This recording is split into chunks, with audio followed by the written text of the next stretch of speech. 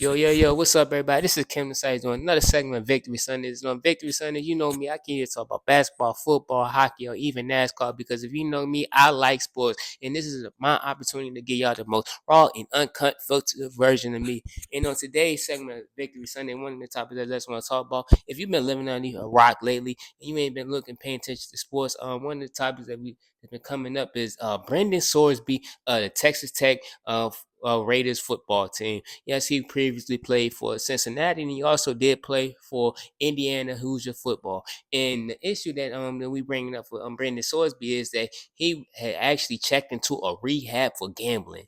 Now, I don't know about y'all, but I don't know what the hell is a rehab for gambling. Like, how the hell you go for rehab for gambling? Like, I've heard of rehab for drugs, alcohol, and other stuff, but they just saying like what his rehab is consistent of is his counseling.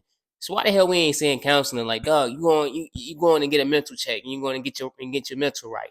But also, y'all, like he probably do need some counseling because, like they said, like when he was gambling, when he was gambling,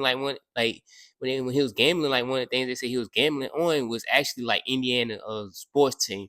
Now Indiana got a pretty good sports program overall, but one of the things that he was gambling on because he was a freshman at the time, a redshirt freshman, was Indiana football team. Now this is not Indiana football team of last year or the year before that. The teams that made it to the playoffs in back-to-back years and won the national championship. We talking about sorry ass Indiana football team. I'm talking about butt cheek shitty. Yes, I said it. Yeah, they was sorry. That's why they had to get Kirk Cincinnati because they was going through sorry ass football teams. Like the only last good football team from Indiana that I can recall was Michael Penix when he played for them, and that was during the COVID year. And some people don't always even say the COVID year actually count because you ain't played a full season. But yeah, man, if you don't know, yeah, Michael Penix did play for the Indiana Hoosier football. If you've been living underneath a rock, yeah, pay attention to that shit. You can look it up, Google it. Yes, he played for Indiana football team. That's how I got exposed to him, and I thought he was that dog. But yeah, man, yeah, he probably do need to go to counseling because when you betting on Indiana football team, I don't give a damn if I played on the football team for Indiana. There's no way in hell I'm betting on my football team. You going to their practices, you like, why the fuck would I bet on these shits? Yeah, so yeah, he do need counseling. But yeah, they saying like if you're a football athlete, if you're a college athlete, you can't bet on your team's sports. Like for instance, you're a football player, you can't really bet on your football team. So like that's a no go, and that could get you kicked out. So he's possibly facing like overall like getting kicked out in this like permanent suspension, like being banned and shit. So Texas Tech is in a shithole because they're also their backup quarterback. He tore his ACL last year, and he's probably gonna be out the first 3 weeks. So now they gotta go with a third string quarterback. So damn, bro, betting on Indiana's football team when they was sorry gonna cost you your last year of football. Ain't that a bitch?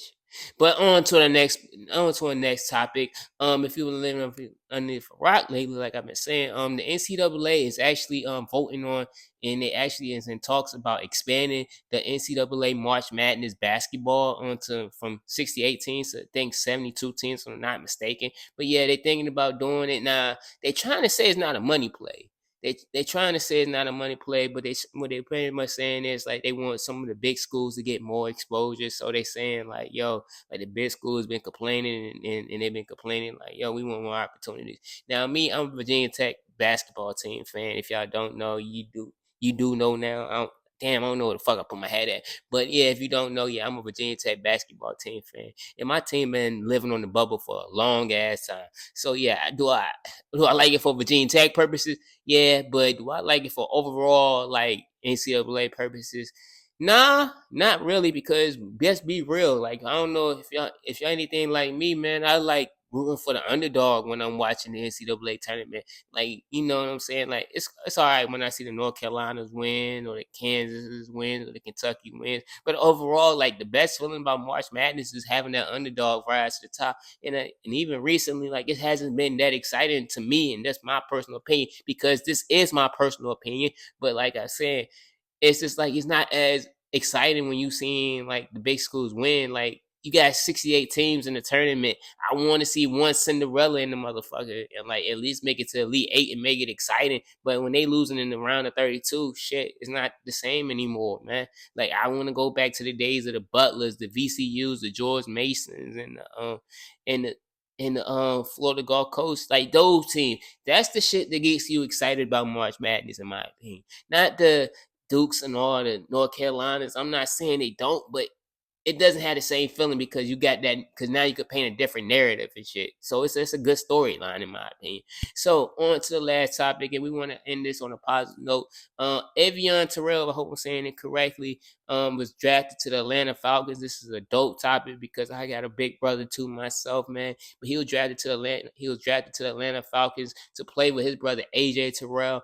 He was drafted the 48th pick, Avion, and AJ was picked in the first round as a 16th pick, man. This is just a dope thing, man.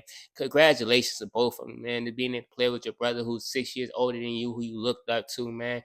I best believe like that family's so excited, like man, like yo, you ain't even gotta go nowhere, bro. You could goddamn save some of that money, or bro, help me out with a little bit of rent. You know what I'm saying? You know what I'm saying? But nah, on a real note though, man, like that shit is dope, man. I just wanted to just bring some light, shine some positivity to that because I'm pretty sure like as a kids, like bro, they even though like little bro is a lot younger because they 6 years apart, they talked about it up like, yo, bro, it would be dope for us to play football with one another and stuff like that. So for them to both get drafted on the same team and being able to play on the same team together and being on the opposite side of one another on that field, man, I know that shit gonna get them jealous. I know them home games are gonna be lit, man. I know they're gonna have a blast, bro. It's just so amazing just to see that two brothers are able to play in the NFL with one another at the same time, and it's with their original team and shit, man. So like that's a dope. Kudos to the Atlanta Falcons for making that shit happen. Kudos to the Terrell family for having the dream come true, man. This is an amazing moment for two brothers that have and share together, man. And can't say anything less about that, but that's just a positive note, man. And we just went on that positive note. And this is Kimley Sykes, and I'm out this bitch.